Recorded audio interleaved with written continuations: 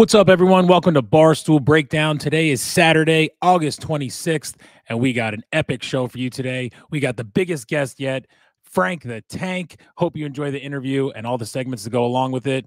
Let's get it. Get sturdy as fuck. This is it. I should be over all the butterflies, but I'm into you.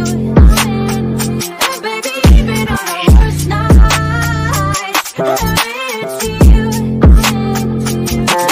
All right, welcome to Barstool Breakdown. I'm Frankie. He's Jonathan. What a week it's been. Let's get right into it, Jonathan. Yeah, I think it's a great week in Barstool as always, especially with the awards, which I think we just roll right into. The Barstool awards were great. They were great. I mean, I was a little worried in the beginning because they seemed to mess up on the first clips. Like Dave made it evident. They're like, hey, like if this is how the clips are going to go, like, uh-oh, here we go with this show.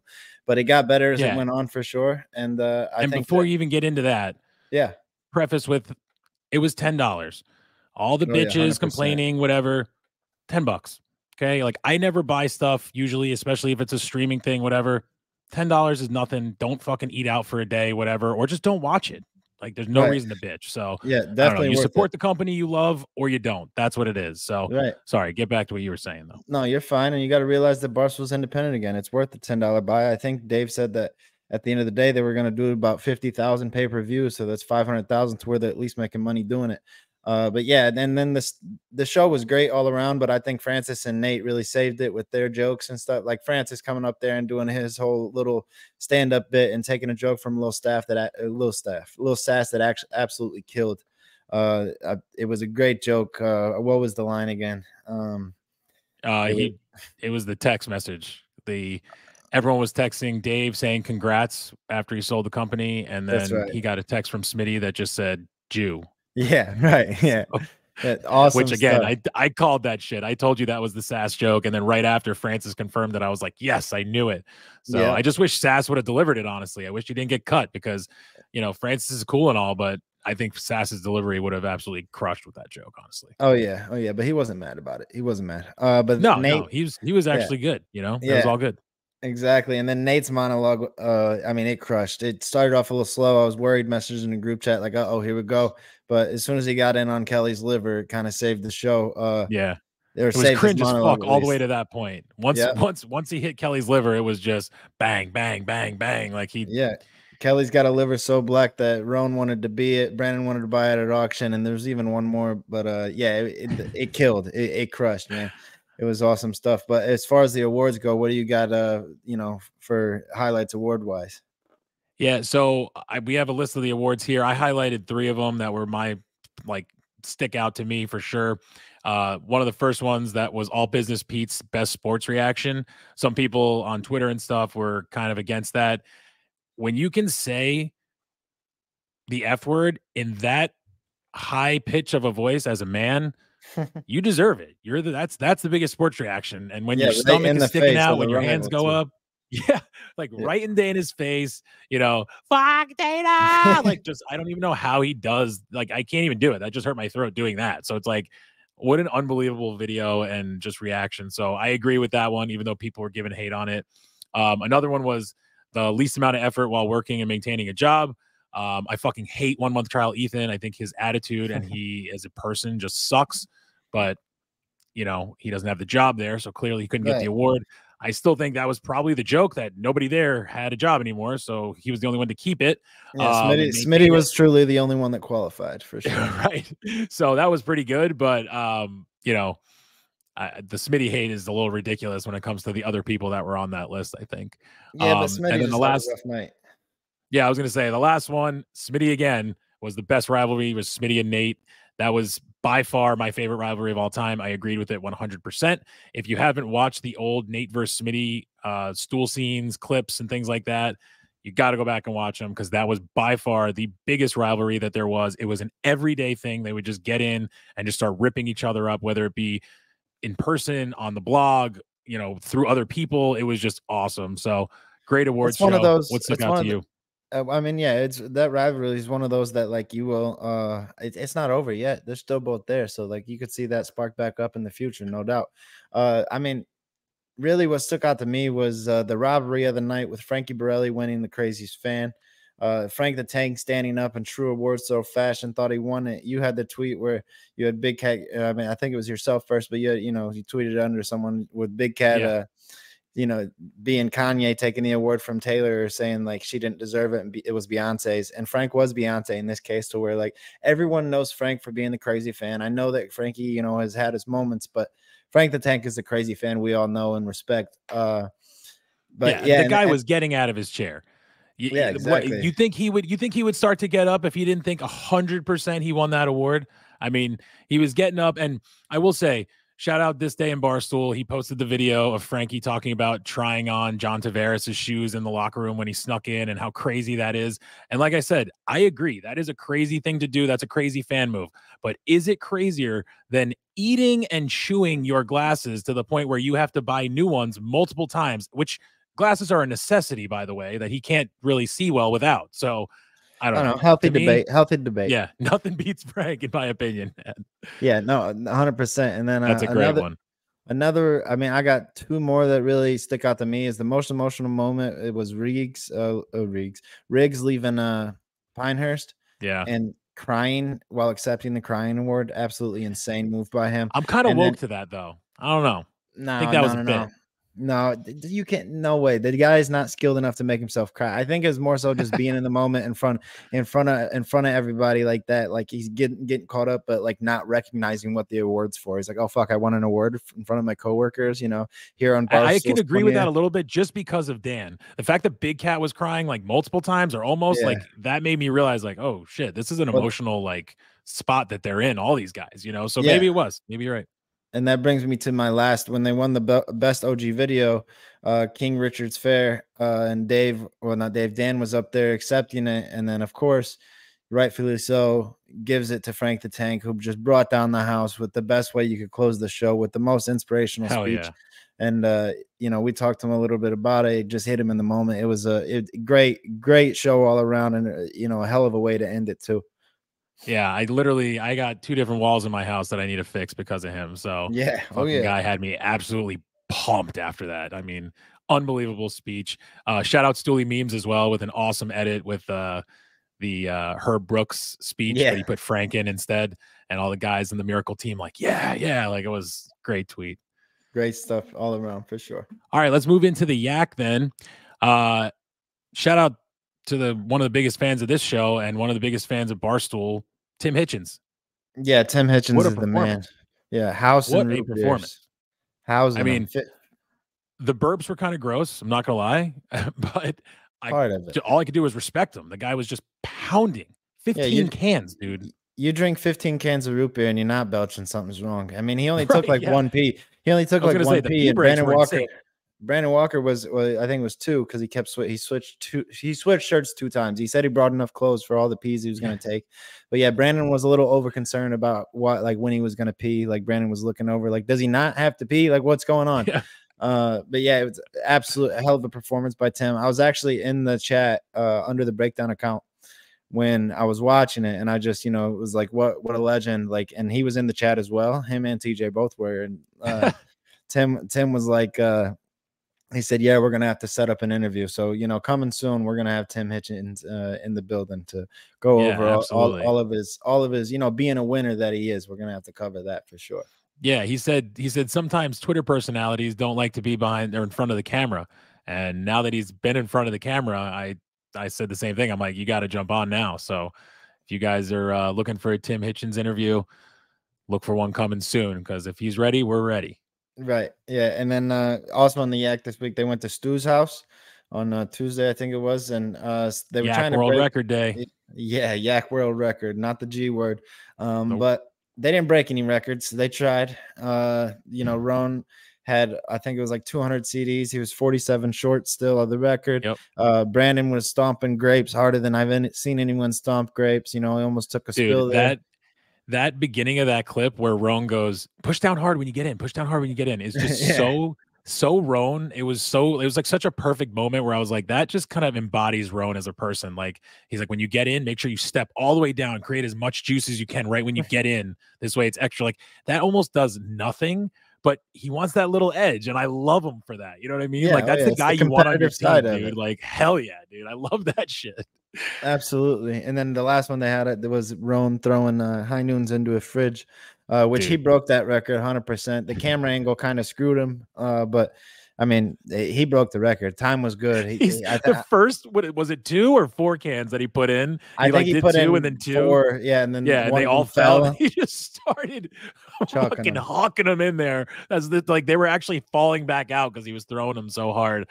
That had me crying laughing, dude. Roan is hilarious. And they tried the chopsticks thing with the chocolate covered candies, God.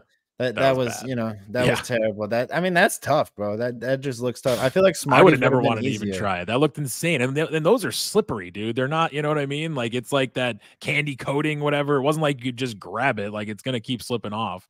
But the number one thing was the egg toss, dude, which I still think that they should have never used a high noon can. I get why they did it, but should have definitely used something different.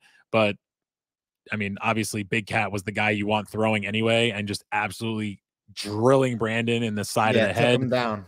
I mean, putting him on the ground and then him saying, stop aiming at everyone's head, and Big Cat saying, that's the fucking game, dude. Yeah, right. So yeah, funny. it's like that's the we're most trying to hurt fun. everyone, trying to hit him in the head. Come on. Yeah, speaking of hurting everyone, I mean, he got Kate pretty good too, and she showed up on Wednesday's Yak with a big bruise on her side and a little case of acute bronchitis. So it really took it all out of her on Tuesday's show. But yeah, it was a solid bruise that Big Cat gave her with an egg. It was pretty impressive stuff. And then on Wednesday's Yak, they also, you know, they were covering the awards, what was about to go on with the awards. And there's one thing that I learned from that show is Sass isn't mad. He's not mad. No, he's fine. Like I said before, he's fine. He's not mad. It's just unprofessional. It's just unprofessional. He wish he got some communication. I get it. Right. And then as far as Friday's Yak go, I mean, we'll just let you guys know we did not watch Friday's Yak yet. Post recording today, we are going to do a Yak case race along. So look out for that. Look out for that coming out on the Breakdown YouTube account, also on Twitter as well. And hopefully you guys enjoy that. I did one last time, came in second place, but we're going to do it as a team this time. All right, now let's switch over to PMT. What do you got for us, Jonathan? Well, part of my take, always, you know, phenomenal as always. I mean, the interviews that they had were great. They did a college football preview, you know, but I'm going to skip through that because like you said last week, like, you know, the interviews, if you want to watch them, go watch them. But we're here for the Barstool content. Max titty fucking joke's never going to die. Big Cat, like, there was a moment that Max was saying something, and, you know, Big Cat was like, you want to put it right in between these two tits right here? You want to put it in between these two tits? Like, coming at him for it. But the biggest thing for me was Jake apologized on Monday. He wrote a notes app. He apologized for being a cheater, a liar, you know. So they did FAQs. I think it was Wednesday's episode. And the first PMT in the new studio is going to be the third week of the NFL. And they're going to do an office tour. If you haven't seen the office tour, it should be out, you know, a video tour of it. And if you haven't seen it, just tweet at Max for that. That's straight from PFT. If you haven't seen it, tweet at Philly Mays. Be like, hey, man, where's the video of the office tour? We need to see it. But the new official office date they also talked about was October 13th. But yeah, they also need over 1,000 tweets at Philly Mays for him to be able to release it. So don't forget that part. Yeah, yep, there you go. But yeah, the big thing for me this week was Jake, you know, owned up to being a liar and a cheater, and we deserve better from Jake. You know, we just deserve better. The last thing that I have for part of my take this week was the Mount Rushmores. Like they were fine. But they did one, I think it was on Monday's episode, was the Mount Rushmore of trilogies, which apparently Hank was so fired up for. But before they did the Mount Rushmore, Big Cat prefaced it and said, sometimes like we should just give the AWLs points for listening because it's a bad Mount Rushmore. It was terrible. I mean, Hank and Max had 3 picks. Like once they got to the 4th pick, they didn't know what to do. Like they were like, we're out of picks. And like they ended up getting it done. But even at the end of it, like Big Cat, how he usually says like, oh, good round Mount Rushmore, guys. He was like, no, I'm not good. That was a bad Mount Rushmore. Bad. Yeah. And like, just being honest. Yeah. Yeah, exactly. I don't know if you have anything else to mention on part of my take, but there was a PMTV that came out this week. Yeah, I was going to say, I got nothing else on part of my take. It was such a jam-packed week. I, again, didn't really listen to the interviews as much. I just kind of caught as much as I could. But I definitely watched the PMTV. Absolutely hilarious. Jets to the Super Bowl. Let's fucking go. Yeah, right. Yeah, Jersey Jerry goes hunting with Jersey Jerry. I mean, Jersey Jerry, there's a couple times that he's just in tears. But yeah, he had to ask the ghost for approval for his family to live there. Big Cat, being Big Cat, asked the ghost if he's a gambling ghost. The ghost said yes. And then it turned out that the ghost is one of Jerry's old friends, a Jets fan. The Jets are going to the Super Bowl. Big Cat put a $10,000 future on the Jets to win it. So Shout out we got Joe. that. Yeah, shout out Joe. Shout out Joe. But yeah, I mean, great week in PMT as always. Can't wait to see the new office and see that video tour from Max coming up. All right, if you got nothing else on that, let's move over to Barstool Radio. Starting off there, I know that the Pope was there, Mike Francesa, but we got to start with Glenny Balls just chilling with Ed Sheeran, slamming brews, like Glenny being like, "Oh yeah, I miss Ed Sheeran." Like, who the fuck says I miss Ed Sheeran? As if they were like boys forever, which they basically are now. That's in my eyes, at least. Yeah, he talked about that a little bit on the Yak too. Apparently, he had to like sit on those photos for a while before they could release him, and he finally got it out there, and he's like, "Yeah, I miss him, man." Like, that's his boy.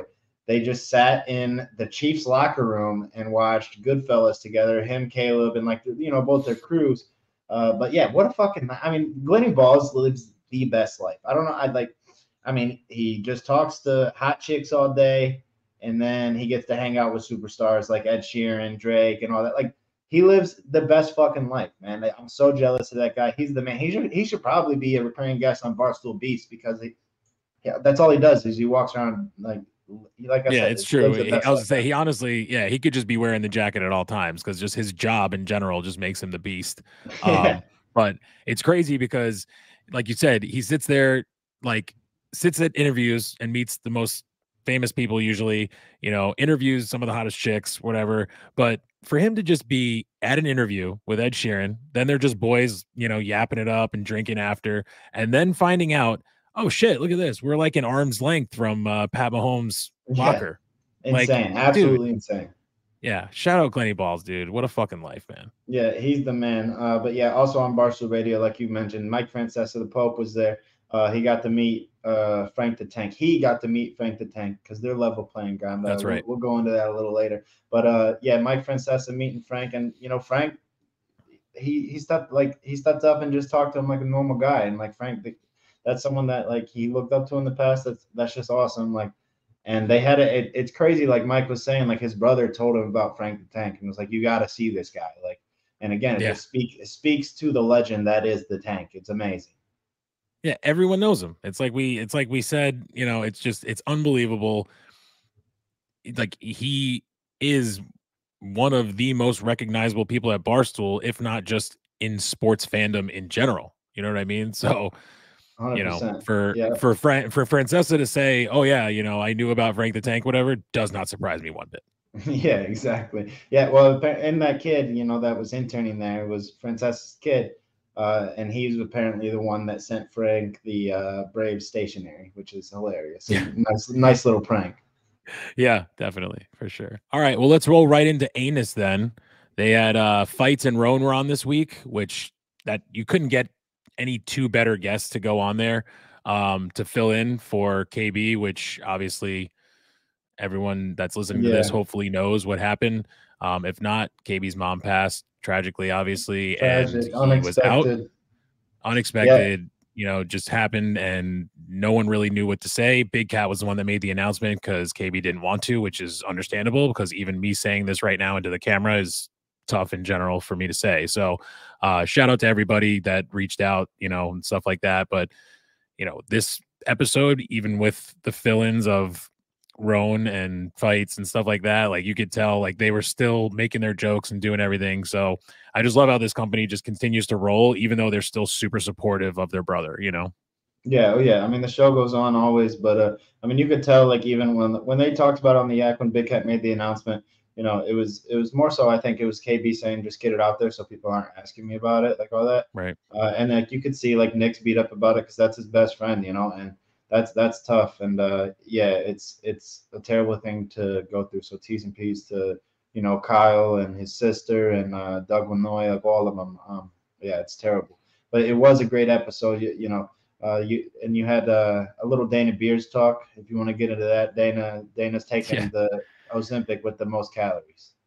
All right, last thing for anus I had was my guy Mook. I gotta say it. I know he doesn't mind, honestly. He knows he's stacking L's on that show.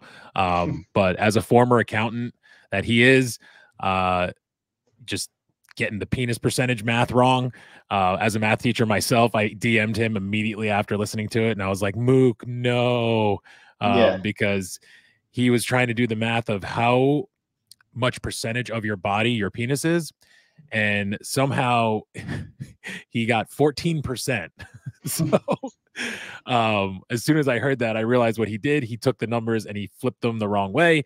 You just had to flip them the other way, and then you get your decimal point, which was 0.07%, which was correct. But yeah, I feel bad. I feel bad for whoever he was doing taxes for before, because they might want to look into that. They might want to look into that before the IRS comes after him. Because that's probably why he would be making critical waves in the mistake. yeah, that's probably what he was making waves with in the accounting world. He was just fucking everything up. Yeah, 100%. He had to get into stand up. He was like, "This accounting stuff's not working out. I don't know why." Yeah, I can't hate on him too much though, because he DM'd me back and was like, "This was the hardest L I took," or something like that. And I was like, "Nah, dude, nobody fucking knew." Everyone probably even thought, like I said to him, I bet you everyone thought 14% was right. They were probably just like, "Oh shit, that's crazy," whatever. Because if you don't know math, like, yeah, I don't know, bro. I mean, I'm I'm a confident guy, but I know it ain't 14%. But it also could, it also could speak to why he's got so many queens. Like, if you're packing 14% of body weight down there, then good for you, man. That's right. Yeah, for him not to even realize it was wrong and to say it out loud means that he's probably close to 14%. So shout out. Yeah. I'll say one thing, that shout out to Rudy, because he's usually the guy that feels dumb on the show, and even he was like, "How could the percentage be more than the inches, bro?" That line killed me, because I was like, "Jesus Christ, that's so true." Yeah, no, Rudy's the man.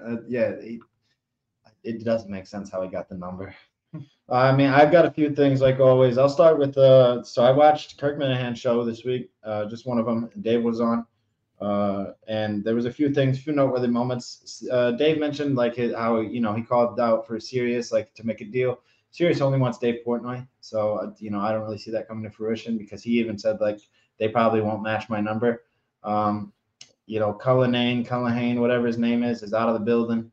Him and Kirk apparently have not been button heads, and he didn't post on like their Instagram for like 3 months. I don't know the full story of like all the fuck ups that he's had, but he's on his way out the door.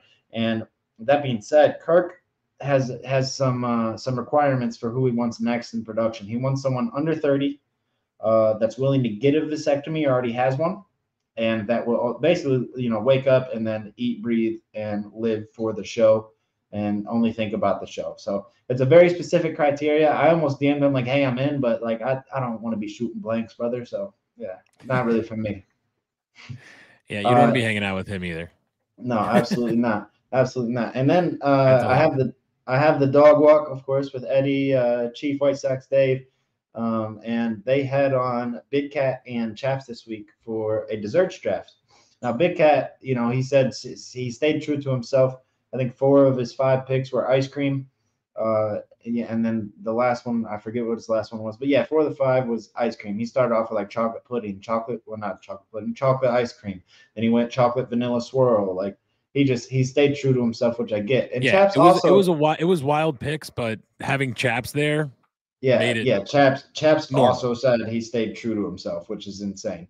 So staying true to himself, he's like, "I'm not a big sweet guy, but key lime pie, coconut cream cake." These are in order. So first round, key lime pie. Second round, coconut cream cake. Third round, banana wafer pudding. Fourth round, American flag fruit cake, which, like they mentioned, they only put in the front of the store during 4th of July because they're trying to get rid of it. Yeah. And then his last pick was fresh peach ice cream. Like, what the hell is that?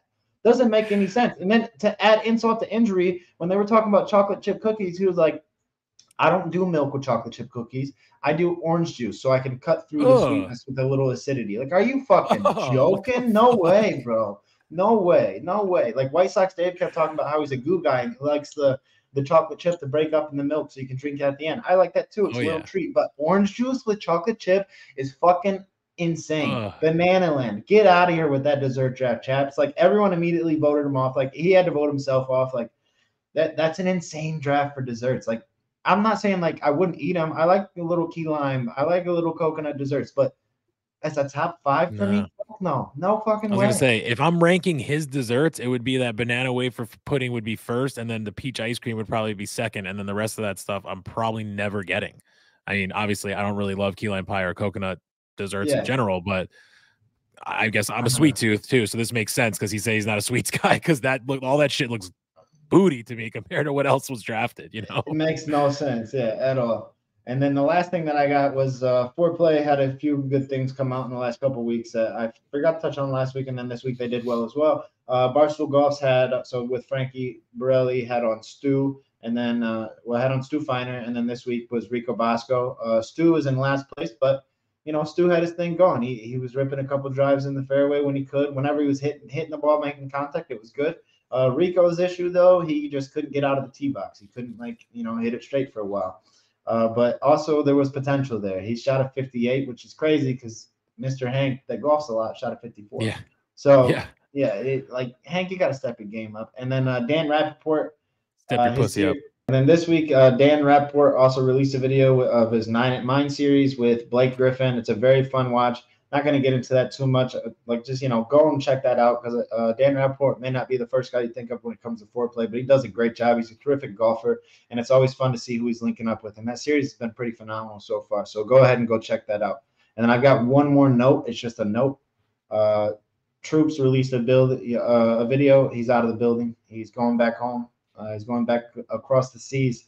To do what he was doing before. He's still going to be a professional vlogger, and it's no hate towards Dave or the company. It's just he's going out. So there's going to be stoolies that are missing that. But also, I think it's kind of a sign of the times. Like, hey, they're saving money everywhere. So, sad to see Troops go, but it's understandable. He's still a company man, blood. Yeah, there you go. That was pretty good. The only other things I had just were quick. The Ryder Cup. The promo they showed during the awards night that looks fucking awesome. I don't even like golf, but like I said, when it's Barstool stuff, especially with the characters that they got, it's going to be amazing.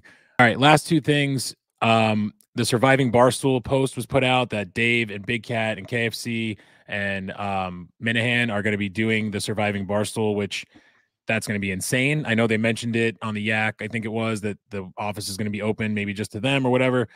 I don't care who's in the building. As long as those four are there, it's going to be fucking crazy. I'm excited for that. They also showed Barstool's Most Dangerous Game. That looks amazing too. They showed the promo during that. So I am so excited for all the content coming out, and it'll give us a lot more to talk about on here, obviously.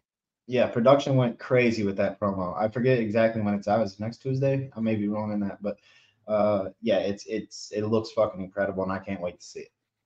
All right, well, it's time to go into our Barstool Beasts of the Week. Yeah! I'm the best of the office! I am the best one here!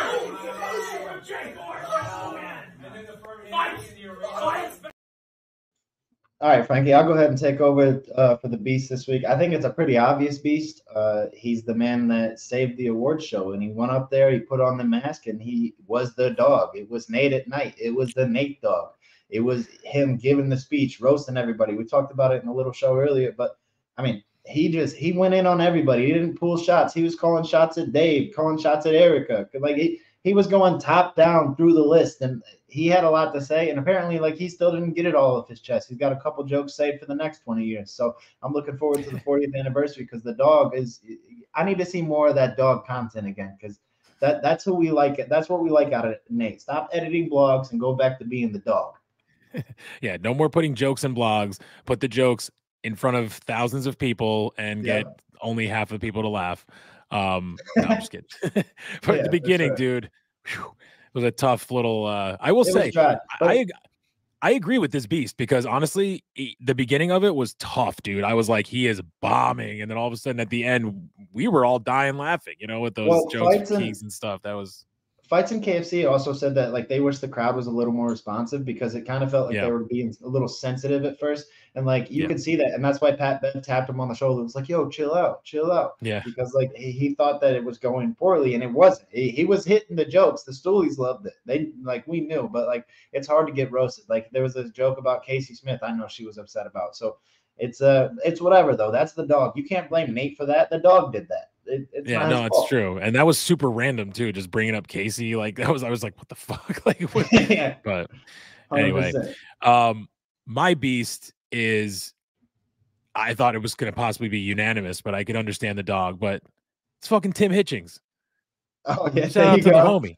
Yeah, there you go. Shout out to him. goddamn. I mean, 15 goddamn root beers in one sitting. I don't care how many hours or how much time, dude.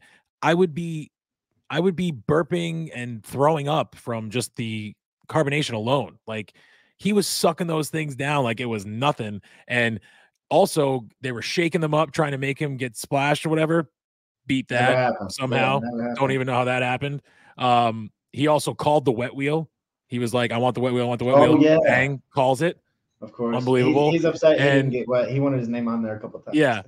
And which leads me to the next point. All the guys were like, oh, he's a great hang. He's a great hang. It's like when you got the whole office saying that, and everyone knows it anyway, but like you're the beast. Tim Hitchens, my boy. All right. Well, now let's move over to the Barstool least of the week. Yeah, it was tough. Yeah. All right, I'll start off this one. I think it's easy because he was just being picked on all week. My least is Smitty.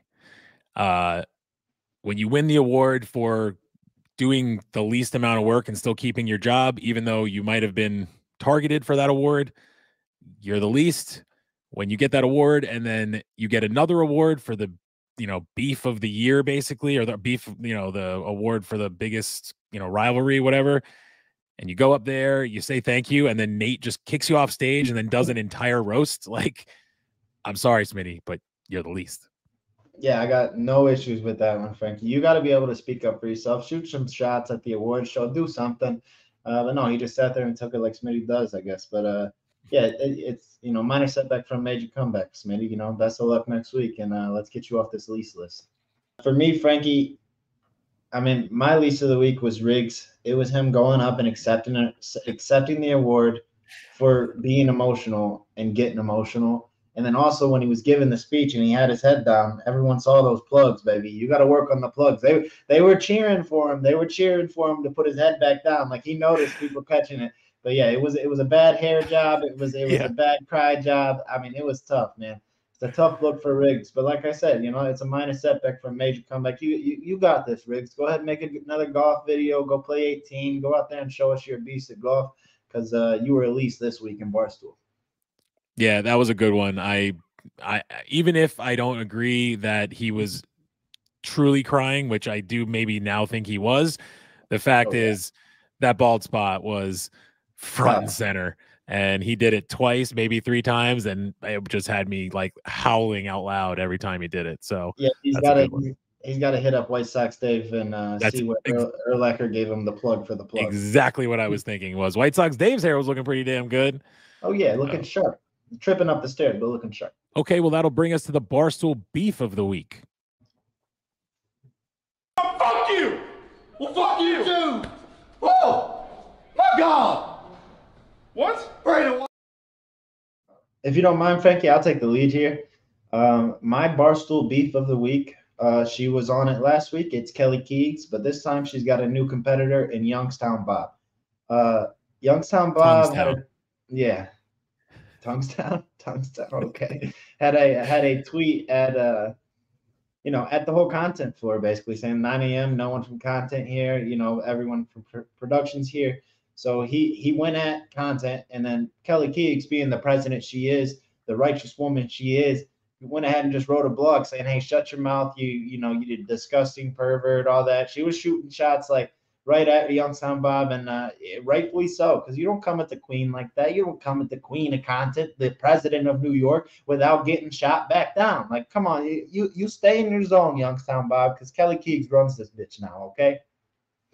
Yeah, well, that I was kind of just upset that they didn't go at each other on Barstool Radio, because that's what everyone was looking for too. And it was like they had a little back and forth, but it wasn't like this big blow up thing. And even so, though, fights super uncomfortable with just the little amount of controversy that there was, which was hilarious. So his reactions to it were kind of my favorite part of that whole thing, because they weren't really jawing each other like I wish they would have, but his reactions and like faces were great. So Yeah, well, it's tough to go back at the queen. Like I said, it's tough to go back at Keegs like that, especially when she just destroyed you in a book. well, my beef of the week, and it seems like, I guess if you ain't got haters, you ain't popping, because Nikki Smokes back in the beef of the week for me. It's Jersey Jerry versus Nikki Smokes. So if you saw, Nikki Smokes came out with the video crying about Drake not releasing his song, and he was like, Drake, come on, why are you not doing this? What the fuck? I got this tattoo of you on my arm, like I got OVO right here and whatever, and he's like showing off his tattoo. And then Jerry quote tweeted it and was like, that's worse than the blessed tattoo, hate to see it. And it got like tons and like thousands of likes or hundreds of likes, whatever it was.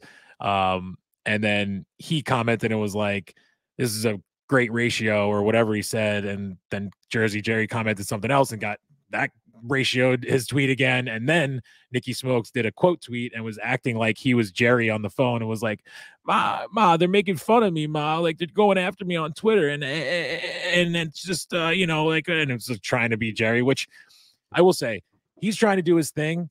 I do appreciate him trying to like get in the mix and do his thing, whatever. But I would rather, like, if I was him, wouldn't you rather be like on the good side of people? Because I feel like he's just getting on everyone's bad side. And I know that maybe that's his thing. Like maybe he's like, oh, Dave is going to hire me because everyone loves a villain. But no, I don't know. I kind of disagree with you. I like his play. I like where he's not going to back down just because like the big dogs are, stepping down the fight a little bit. Like, go ahead, give it right back. If they're coming at you, of course, like you're going to get ratioed because they got a bigger following or they've been there longer. But I wouldn't step down either.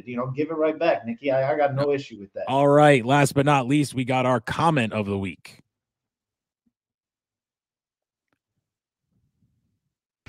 Vacation mode. Kite.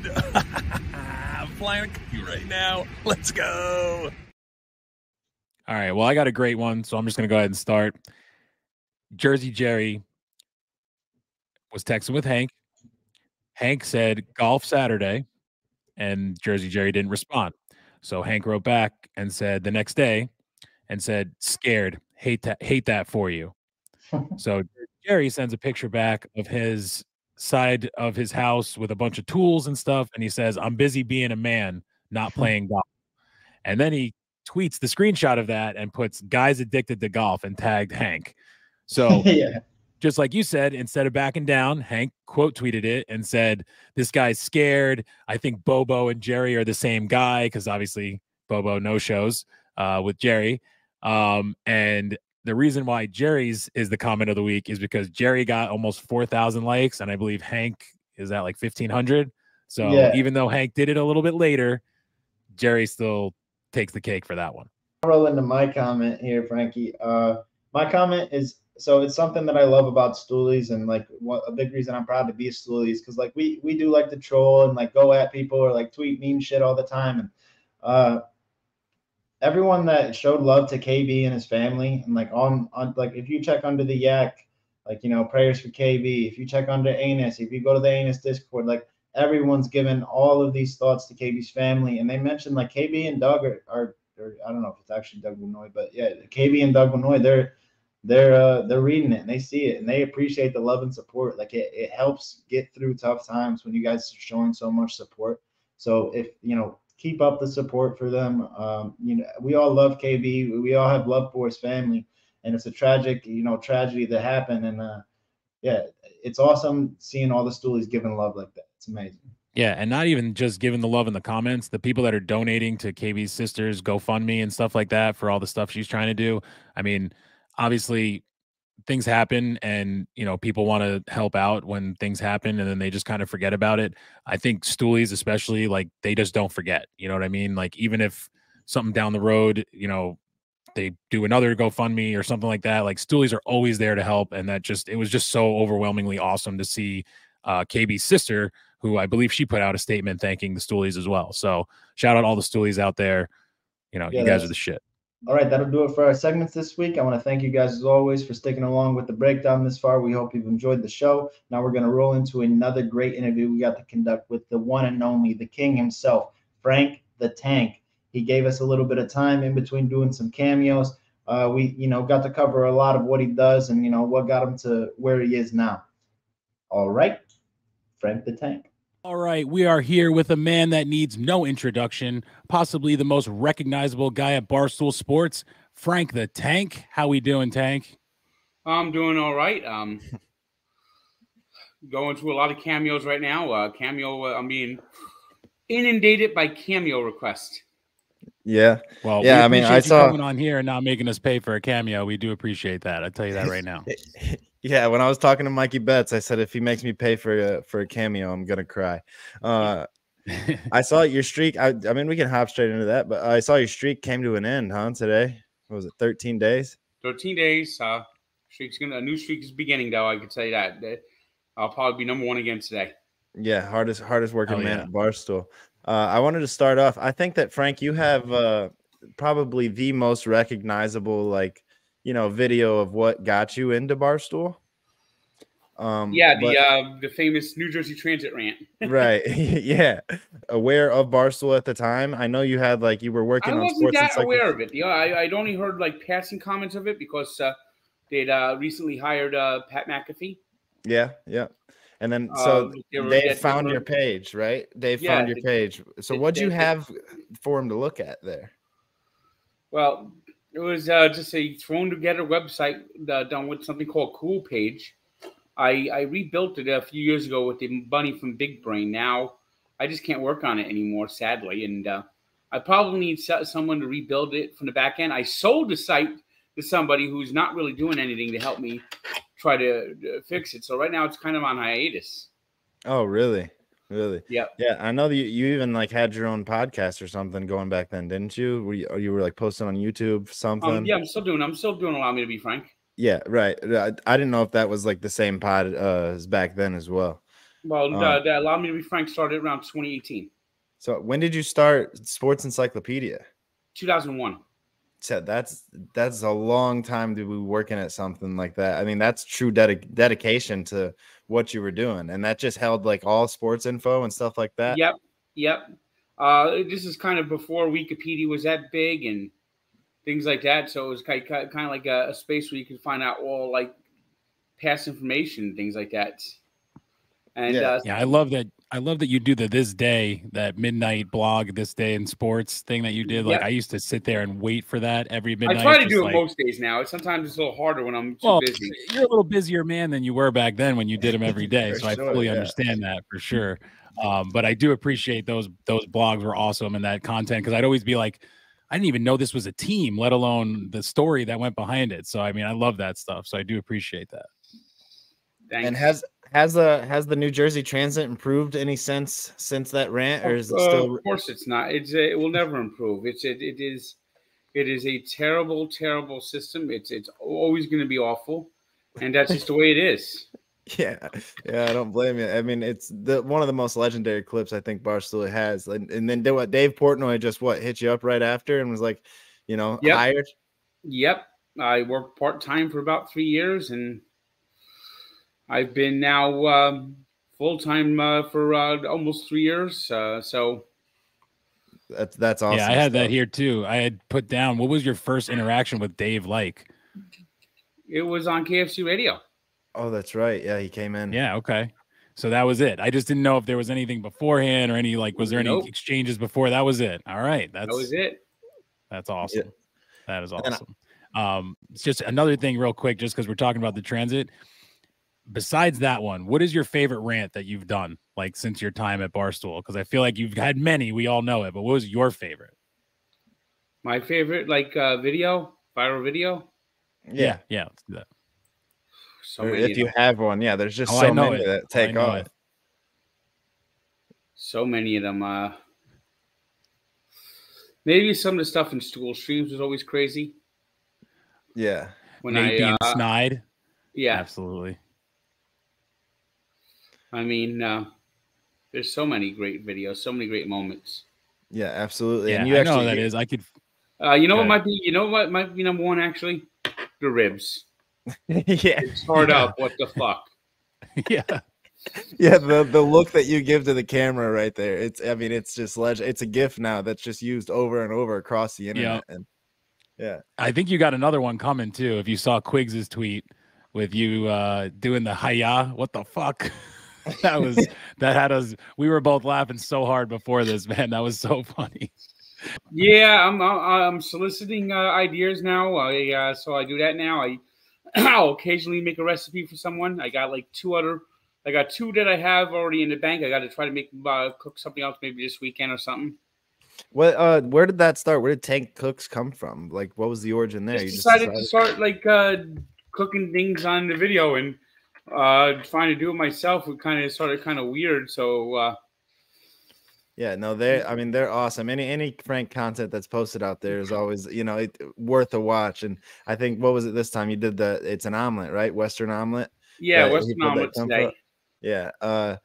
Do you have a favorite product that you've eaten from there, or maybe even like a worse one to where like we're not going to do that one again? Not sure. Not sure. It's I mean, I like the some of the things I've done with the air fryer lately. That's some of my favorites. Yeah, the air fryer. I would say your least was probably the Cheetos one. At least your reactions to what you were doing. It did not look very appetizing. It didn't bread right. It just was kind of weird.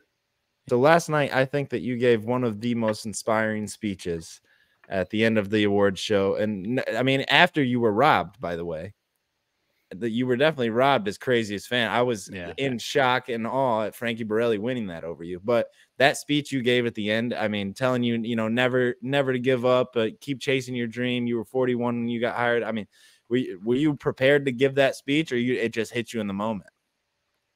It kind of hit me in the moment. Yeah, it was inspiring. One of those, like, it truly is like a blessing to like go from you were a clerk, right, at 41, and then now you're probably the most polarizing fan in fandom. I mean, we talk about it all the time in Stoolie Wednesday. It's like every time Frank the Tank says something on the Mets, like everyone's tuned in. I mean, I'm honest. Some people might not like that. Some people may want you to go out there and just root for a team no matter what. But when they suck, I'm going to say they suck. And that's just a matter of fact. I hear you. And it's funny, yesterday you were just saying about the awards night, how you said it kind of just came to you. When you started the speech, I was like, all right, here we go. Here comes a Frank speech. I thought you were going to, fucking this and Mets and that and whatever. I thought you were going to go off on some shit. And then you got like real. And I think that's what like all of us Stoolies like really were like, holy shit, like this is awesome. Like just keep going. Like we love this company. And for you to get real and just be like, don't give up your dreams, whatever. Like it just made me feel like it was just such a real moment. And I know like, not that you have a shtick, but like you definitely like, what makes, your content pop. And that was like just a real moment. So that was awesome. And it kind of leads me into my next question was, when did you know that you could leave the Courthouse? Because I feel like I've talked to a couple of like the guys behind the scenes at Barstool, and they were just like, yeah, I wonder when, he was like, you know what, fuck this place. So I kind of want to know when you were kind of like, all right, I'm done with this shit. When finally Dave they gave me an offer for a full-time position with the benefits that could like match what I got at the Courthouse. Yeah. Right. Well, the pandemic was rough. Trying to do court work at home. Yeah, that's definitely a different kind of grind. And the court doesn't have laptops, so I had a desktop computer in a 300 by 300 foot apartment on a end table just off of my kitchen table, because that's the only place I could fit it. I was cramped. You couldn't go outside because of the pandemic rules, like limiting where you can go, and I was going insane. Oh, I mean, I hear it, especially up there in a busy metropolitan area. And then what you have is you're not necessarily working set hours anymore. Now I get a call that we're getting ready to do a court procedure at any time, and it was just like, and sometimes I only like work for maybe a half hour. Oh, really? It would be some days where I work maybe like 9-10 hours on just court proceedings, and and then trying to email everything, get the paperwork together, and putting it. I could on see the stress in Twitter. your face just talking about this right now, and that was years ago. So I mean, congrats again, man, because look what you're doing now, Frank. I mean, Yeah, like you said yesterday, it's a dream. Yes. Speaking of that dream, I feel like you've also, like, anytime that other shows and personalities get to interact with you, it's awesome. There's one specific one, that whole shoot with Kate for the Yak, your date on the Yak. How was that from the Tank side? I saw you reading off the script. Was it shocking, or how'd you like that one? It was crazy. It was definitely some interesting content. Yeah, no, it definitely good content for sure. Did you get any messages from the Beeve after that, or was it all good? That's it. Yeah, there's kind of switching gears here a little bit, just in general. I mean, I guess not really switching gears because we're talking about working with Kate. I just want to know, who's your favorite person to work with and do content with, and then who's your least favorite person to do content with? Least favorite. Pretty much, I like doing content with anyone. That's pretty much it. There's not many people that just drive me nuts that I don't like doing content with. Well, like, let's say like the video was just you and Little Sass. Well, I don't know if we have much in common there, but you know, I've done good work with Roan, so right. I That's feel like true. you've got Very good work. You've got one of those personalities that kind of mesh along with everyone else Yeah. too. And yeah. So it definitely helps to be open and like willing to work with everyone. I think that helps with, you know, the whole Barstool prerogative as well. I'm gonna throw it. You had a best friend there for a while, and who I think is under Stu's management now, the Units. yeah. Well, Doug's is actually going back to Florida. Oh, is he? He's done? Yep. Like, he's out. Man, it's tough, man. You two just like hanging out together and doing the Units tour that you guys had was awesome stuff, man. It was nice. It was fun. I just, for some reason, it just didn't work out for him at Barstool that long term. He just, I don't know, maybe he kind of feels that he was too normal to be a Barstool. Yeah, I could see that lane yeah. for sure. And then going into another friendship you developed, we spoke to him last week after his big knockout at Rough and Rowdy over, you know, the famous Unables.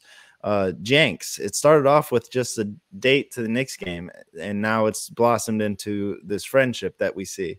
How did that come to be? Was it just the Knicks and then?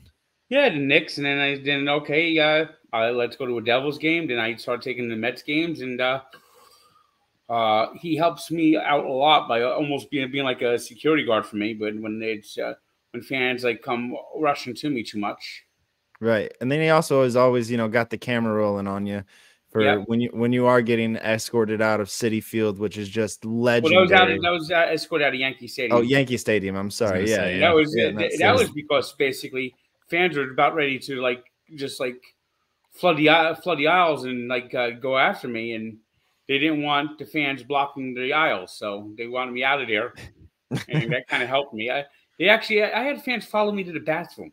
What, really? Yeah, just trying to get a piece of the tank, huh? Trying to hold it for you? God damn.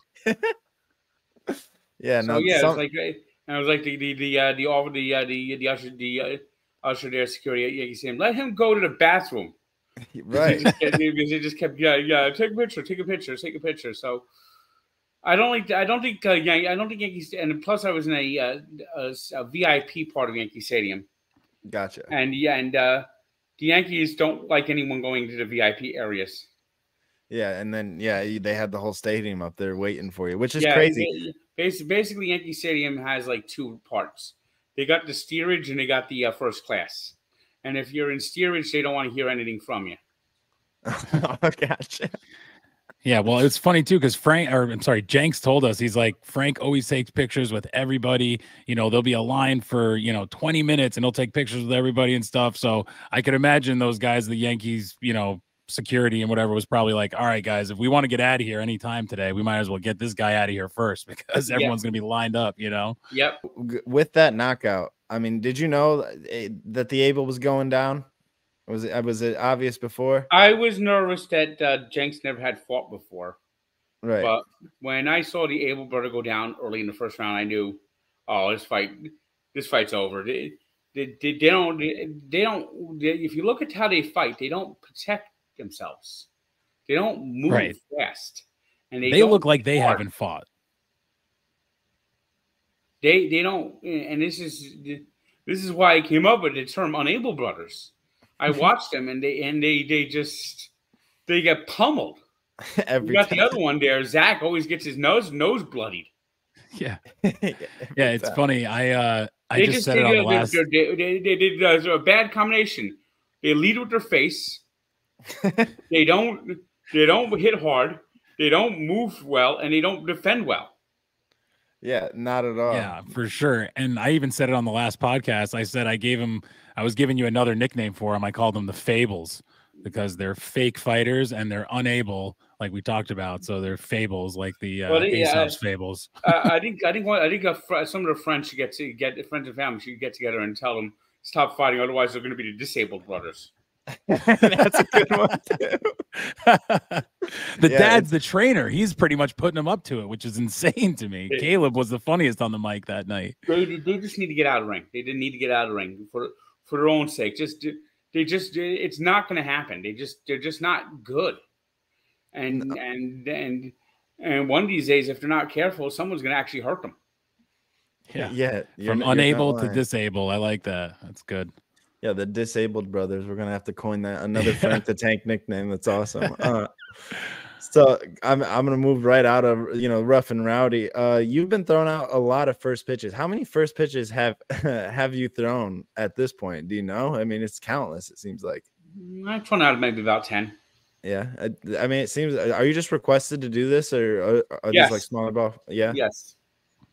Yeah. Are you putting like just straight fastballs from the mound? Or are you trying to put a little on it, or you trying to like... I don't want to embarrass myself. I don't want to do like a Right. 50-cent throw. Yeah, I actually just saw like a remix one. If you remember that kid that threw the one and it hit the cameraman square in the balls because he missed by so much. Just saw that one recently, and I was like, man, that would just be the most embarrassing thing. So as long as you're not doing that, I think you're good. So all in all, I think have you bounced one? I've bounced a lot of them. Yeah, but I get them near the plate. Right, I was gonna say, it was never like they didn't catch it though. I kind of remember all of them at least catching it and coming up and shaking the hand. So that's good. I know. It's a type of pitch. I throw pitches that Javier Baez would swing at. Yeah, that's very much true. Yeah, I'm sure Castellani's loving watching him nowadays. So I had one other thing here that I actually just talking to Nikki the Good. We were talking about this, and we were kind of just wondering, what journalist did you look up to that kind of got you into journalism? Like, I know you said you were, you're talking about your major and your degree and stuff like that. So like, who got you into that, or what got you into that in general? A lot of listening to WFAN. Oh, so really? that would be Mike Francesa, who I met this week. Yep. Right. Yeah. Radio. Steve Summers. You dare me here. And you're listening overnight under the covers on Captain Midnight. Yeah, I mean, that's some true legends. How was that whole interaction? I saw it on Barstool Radio, but was that kind of surreal? Well. I think it went well. Yeah, that's awesome. And is that kind of like a surreal moment though, to like meet someone you looked up to in the past like that? Yeah, a little bit. Yeah, but now it's like almost level playing ground because Yes. So non-Barstool fans know who you are through the rants and the Mets games and just in general the SNY feeds that you're constantly on now because they're looking for you apparently. So did you see that, by the way, or did you know that they were going to be having cameras on you, or is that just like a new thing? It just I guess it's I got to expect that I'll be on camera all the time. I mean, I think one of these days I might end up on like a reality series. Yeah, that would. Hey, we wouldn't sign mind me it. Let's up. put it that way. Sign me Yeah, up. for sure. 100%. We need to get you on the next Barstool versus Most Dangerous Game. Would you ever do one of those? Surviving Barstool. I don't know if I'm going to do anything outdoorsy. Yeah. No, you should do Surviving Barstool. Just live in the office. That would be good. Yeah, there you go. Speaking of Barstool, you have the dozen, and that's coming up again soon. You're still riding with Nick and KB. Yes. And is it rigged against you? Is Jeff D'Lo, putting it up? I against don't know. you? A lot of times though, it seems like those questions are awful twisted. 100%. So how are you doing on the daily dozen? Speaking of, do you do that? Yeah, I never get to mash up. No, I'm so bad at the mashups too. They're impossible. And if it's a So- music question that's older than 20 years old, I have a shot to get it. Oh, it has to be older than 20 years. Nothing in the recent 20 years. Yeah. Yes. Yeah. Well, hopefully. So I will tell you, almost automatic, and this is just because I know he'll appreciate this. If you need a face mashup, phone a friend. Our guy Sam, who never missed one yet, he said he'll help you out. So make sure to get you his contact info for the next season, so you guys never miss a face mashup. Right. And then with football season coming up, you have the Dolphins. What's your faith in the Dolphins this year? Are you expecting a lot out of them? I hope that things go well. I'm just very nervous about the offensive line. Yeah, they definitely the heart and soul of that offense. It needs to be sturdy. There was rumors. Is there going to be a show with you and Nikki Smokes on the Dolphins? Nikki Smokes is going to be a part of Allow Me to Be Frank. Okay, that's how it's going to work. Gotcha. Well, I'm sure that'll be great And content I'll coming out of occasionally that. come on his podcast, the Smoke Show, for like a wrap up. Gotcha, 100%. What's your take on Nikki Smokes? I know he's a Dolphins fan, so you like that, but it seemed like a lot of people at Barstool were kind of clashing with him, but you seem to just kind of, like we said before, you kind of seamlessly work with anybody. So you guys are. I think he fits. I think he fits in.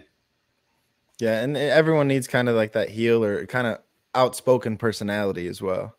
Yes. I think it works. It helps that he likes your team too. I guarantee that. Oh yeah, he get on the good side of Frank for sure.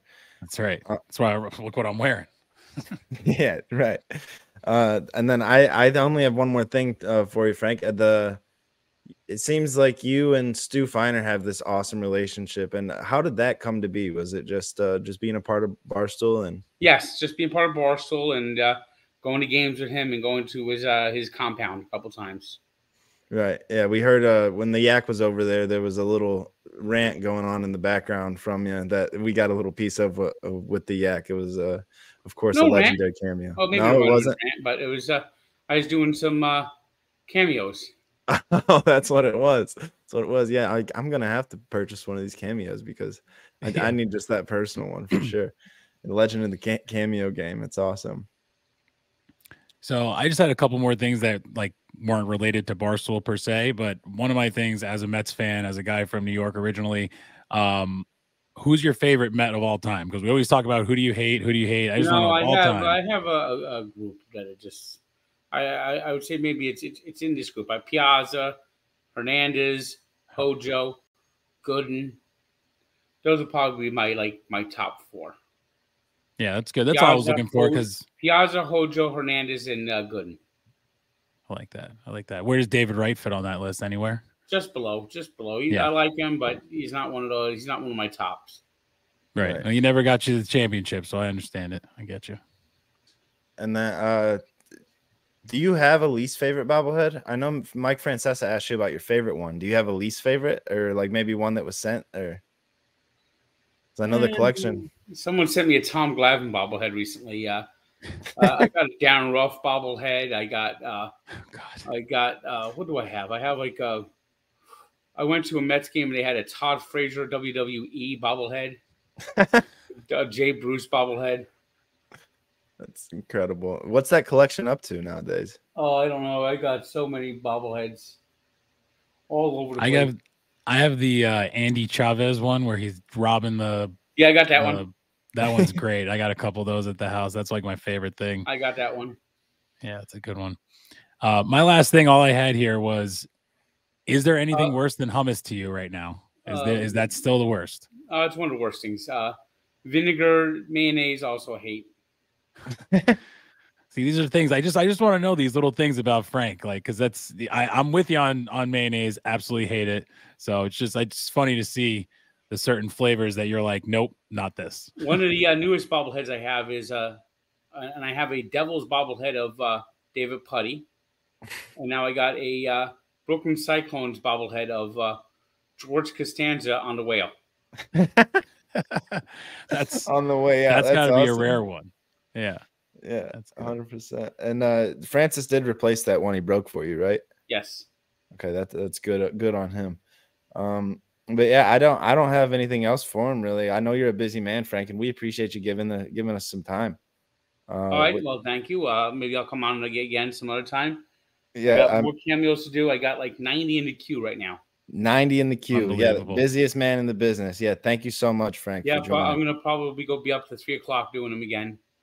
Oh, geez, I mean, your work Man of the schedule is people. incredible. Yeah, Yeah. Frank the Tank. All right, Frank. Well, we appreciate you, man. Thanks for all your time. And yeah, we'd love to have you on again soon. So thanks a lot. All right, see you guys around. All right. Big thanks to Frank the Tank there, giving us the free interview. We didn't have to pay for it on Cameo. Big ups to him giving us any time at all. We know he's a busy man, but hope you guys enjoyed that interview. He said he might come on again, so hopefully he'll do that as well. Fingers crossed. That's right. All right. Well, now we can get into the roulette wheel. Obviously, you guys know I'm 5-0. Jonathan's now a piss dog because of that. I think I'm going to stick with the black on this one and just roll with it. So let's get to it. Oh, shit. Let's fucking go. It may be turning. That's right. I'm not dead. I'm not out. The piss dog has turned it around. I'm back. I'm coming all the way back. And you know what? That makes it extra special. Makes it extra special because it's always good to be on the breakdown. Absolutely. Viva. It's the Barstool Breakdown. Go ahead and give it to me.